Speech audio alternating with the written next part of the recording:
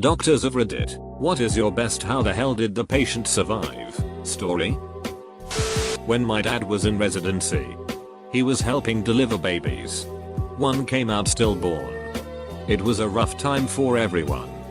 Dad had to carry the baby away. And the entire time he carried the body away he did chest compressions. The baby started to breathe again. Dad had to bring the baby back. By all accounts, the likelihood of that working was extremely low, as they had already done everything they were supposed to for longer than they were supposed to do it. The parents had to go through some trauma therapy after that. That's all I know about that story. Edit, my first ever gold. Thanks stranger. Man. I was almost like that. Had the umbilical cord wrapped around my neck a bunch of times and basically came out dead. Thanks to the wonders of medical necromancy, I'm alive and more or less well adjusted today. I was a resident at the time. It was the end of my shift. And I walked past a guy walking to the front desk with a goddamn harpoon in his head. It came in from below the chin. And got out through the top of the skull. Dude wanted to go harpoon fishing. There was an accident in the boat. And he shot himself. So he turned the boat around. Sailed to shore. Got into his car and drove to the nearest hospital. Where he parked. And walked into the reception. He was completely conscious. And couldn't speak for obvious reasons. But he wrote down eloquently. I heard he was sent home the very next day. With no complications. The story of Mary Vincent is insane. She was a teenager and hitchhiking on the west coast of the US. Got picked up by a madman who raped her repeatedly over the course of a couple hours. Eventually she fought back and grabbed onto his arms. When she wouldn't let go, he chopped her arms off with a hatchet and threw her body into a ravine. For hours she climbed 30 feet up the side of the ravine on arms and eventually made it to the side of the highway. Naked. Muddy. Bloody with still bleeding stumps where her arms would be. Apparently she scared the first car off when they pulled over for her. But the second car brought her to the hospital after her took a day-long nightmare. She's still alive like 20 years later and has 2 kids. She's a ducking badass. I had a dog brought in that had eaten a bunch of anticoagulant rat poison about a week prior. They didn't think anything of it at the time because the dog was fine immediately after. If a dog gets into anticoagulant poison, and you catch it right away, you can decontaminate them and give vitamin K, and they'll usually be fine. By the time they decided their dog should see the vet, it was dripping blood from every orifice, in shock, and had a packed cell count of 6%. For some reason, they let me hospitalize and start vitamin K, but they would not let me transfuse that dog. It was bleeding from its freaking tear ducts. Too weak to lift its head. And I was so convinced it was going to bleed out in front of me if I couldn't buy it sometime with some donor blood. That stubborn little pup pulled through. And was going strong when I saw her a year later for her regular checkup. Had a patient who was out having drinks and fishing at night. Well, a wave hit and he stumbled right onto his pole. Somehow impaling it through his eye and touching the back of his skull. Amazing that he survived it given the fishing pole-sized crater through his brain on the MRI. This guy lives in a Final Destination movie. I know a gentleman who has both of his carotid arteries completely blocked off. He obviously gets enough blood flow from other vessels to keep going. And I'm sure these other routes have developed over the years. But still. I remember reading the scan results and having to go over them more than once. Like, 100% blockage. Okay, that's bad. Wait. On the left and the right? Damn. I remember in high school health fitness. The textbook mentioned the case of one of the astronauts from the tragic Apollo 1 fire. During the autopsy it was revealed that he had over 90% blockage in several major arteries but never showed any symptoms of it. The reason being a lifetime of hard physical training had developed his other vessels enough to work around them. So, the point is, if you exercise enough, you can get away with eating poorly. To a degree, I guess. Our friend blacked out driving home. The last thing he remembers is pulling into the other lane to pass someone. The car flipped twice and they had to cut him out from the top. He was unresponsive and the EMTs were ready to call him DOA. He broke a vertebrae in his neck and shattered his hand. They were floored when they realized he was still alive. If it had been one vertebrae higher, he would have been paralyzed. As it was, he walked out of the hospital less than a week later. He had been wearing his seatbelt, which is literally the only reason he is alive today. Not a medical professional, but I used to hang around with one.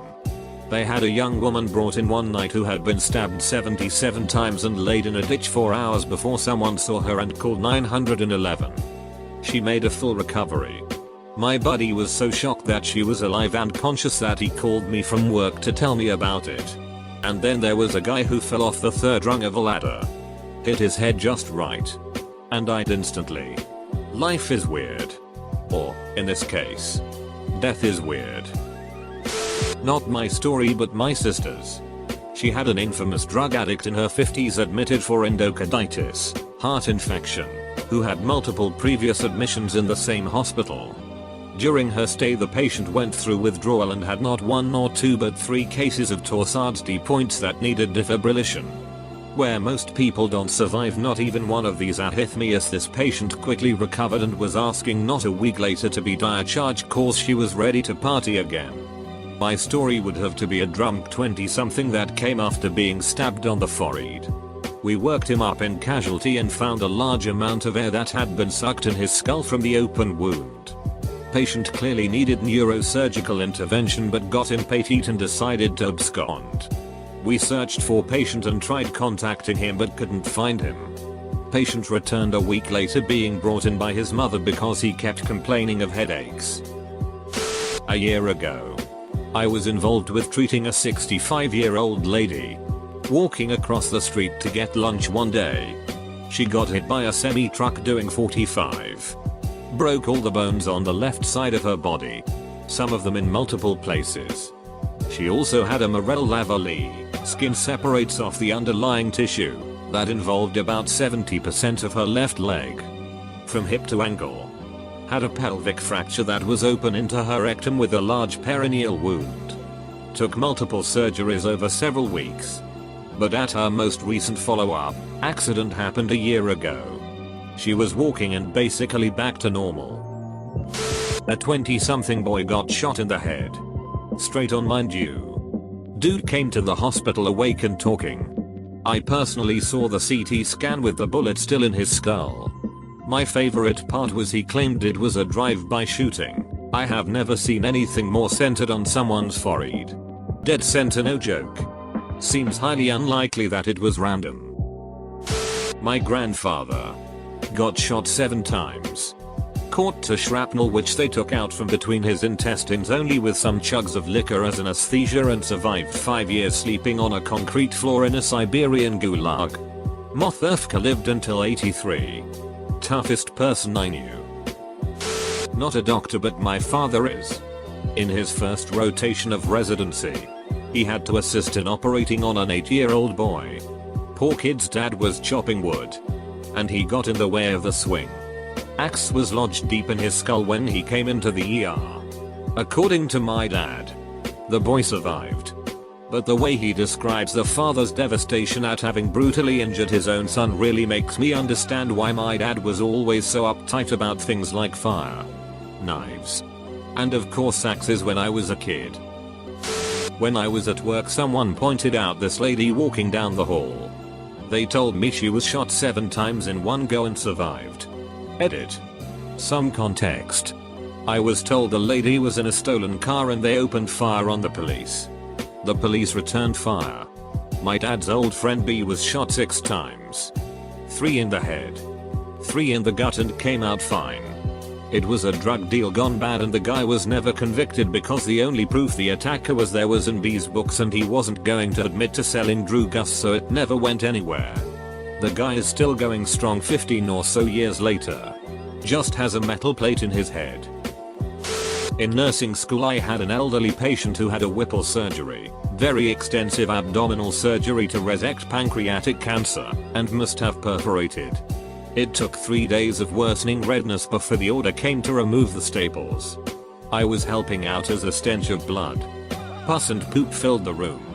The next month of clinicals included 7 times per day dressing changes, pulling yards and yards of blood and feces soaked packing out of the wound. Somehow this guy actually made it through. I have no idea how he didn't get septic. It was my first day rounding with the surgery team, and as we approached the patient's room, one of the surgeons turned to me and said, "Check this out. This man has had more than 70 abdominal surgeries." We walked into the room and the first thing I noticed was that it was really homey, which is unusual for a hospital. He had some aromatherapy going on, and pictures taped to the wall. A guest cot was set up with several pillows from home and a nice knit blanket in the corner. It was clear that he had been there a while. The patient was a somewhat overweight, probably obese man who had indeed had more than 70 abdominal surgeries. Unfortunately, at some point the skin and fatty tissue on his abdomen had become infected and been removed. The result was a square cutout on his belly, from the nipple line to his belly button, extending across his entire stomach. It was perfectly square, with perfectly normal skin and fat around the cutout. And when he breathed, his abdominal muscles and intestines would just sort of come in and out of the abdominal cavity with each breath. He looked like something out of a zombie movie, but was apparently doing alright and living with it. He was attached to a machine called a wound vac that kept the wound clean and provided suction to remove any fluid, or in his case, feces, that developed in the wound. We were waiting for the day when he stopped leaking still into the square to get him a skin graft. We were still waiting when I left the surgery service a month later. On the trauma service just before Christmas several years ago. Get paged for incoming 911 trauma at sometime near midnight. Walk out of the workroom on the top floor of the hospital and I can see several blocks away the road lit up with cop cars and ambulances. Knew it was going to be bad. 20-ish-year-old comes in after being shot 7 times in the chest, awake, talking. Every single bullet missed every vital organ and he survived. His 16-year-old buddy gets shot just once in the chest, and eyes on the scene immediately. Cops show me their body cam of the scene with them doing everything they can to save this kid, but he was too far gone. Police later caught the 2 suspects who had been doing home invasions, including another murder, shooting another robbery victim in the street, and knocking over several pharmacies. Wrong place, wrong time. 16-year-old waiting for Christmas and the rest of his life gone in an instant. Life just isn't fair. Had a patient who was shot in the chest and abdomen several times at very close range with a shotgun. Not only survived but was quite a pleasant person to treat. I'm a nurse BTW. How this patient survived wasn't a mystery though. Just ironic. The patient was morbidly obese and the thick layer of fat acted almost like ballistic gel. Obesity saved someone's life. Nurse here. Man in his 50s has brain tumor. Has surgery to remove the tumor and hemocraniectomy to relieve intracranial pressure. Bone taken from the skull and left out. Man walks out of this and has normal life. Man is walking around minding his own business. Building explodes. Shrapnel flies. Shrapnel hits man exactly where the burr hole was. Travels through his brain and gets lodged behind his eye. Man still alive. It baffles me that of all the people who could have been hit by shrapnel, it happened to a guy with a missing skull part and it hit him exactly where it was missing. It baffles me even more that he survived all of this. I had a friend who got .23 back drunk and stole his friend's car around 2 AM. He went for a driveway out in the country and lost control while speeding. Hit a tree. Basically broke the car in half and rolled 5 times. He got ejected and ended up pinned under the car when it came to rest. He laid under the car for several hours until someone going to work early in the morning spotted him and phoned EMTs. After a week in a coma, he woke up and did months of physical therapy to get back to walking and eventually made a full recovery to the point that he was squatting almost 400 pounds. Then he died of a fentanyl overdose. One of my parents worked at an ER in a very large city.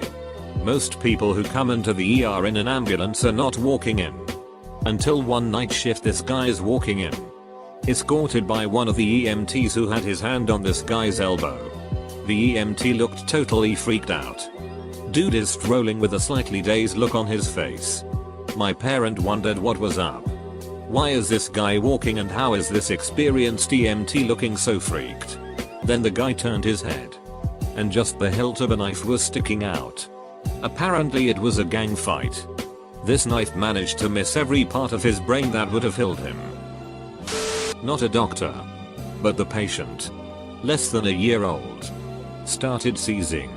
This led to a severe case of the not breathing, quickly followed by everyone cheating themselves trying to get me to breathe. 2 frantic rides to the hospitals later. First one couldn't take me because they didn't have machines for someone so small. And now they've got machines keeping me alive. Several surgeries solely reacting to more shit going wrong. A month, half of which spent in a coma. And I woke up on my own. Didn't even need the machines anymore. Only lasting effect is a small scar from a machine they left on for too long. And asthma for about 5 years. They never figured out what the hell happened. So, there's a chance that it could happen again someday. Here's hoping for the same luck that got me through it the first time. Not a doctor, but my dad survived diabetic ketoacidosis, massive heart attack and kidney failure. Doctors told us to prepare for his death. We called in the priest, brought all the family in. He was on life support for a week and kept on improving. They gradually brought him out of it. When he came to, he ripped out his tubes. The doctor who prepared us for his passing came back from vacation and saw my dad alive and recovering and said, "You are the last person I thought to see again." My dad blinked and asked, "Who is that?" "He's still alive." Not a doctor. My grandpa though, stepped on a landmine which resulted in lost fingers and stitches in his lower arm that were done with toothpicks.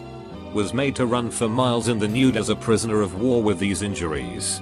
All while hiding a journal in which he recounted all of these stories. Also was shot in the head and survived with no brain damage. There are other things that I can't remember anymore.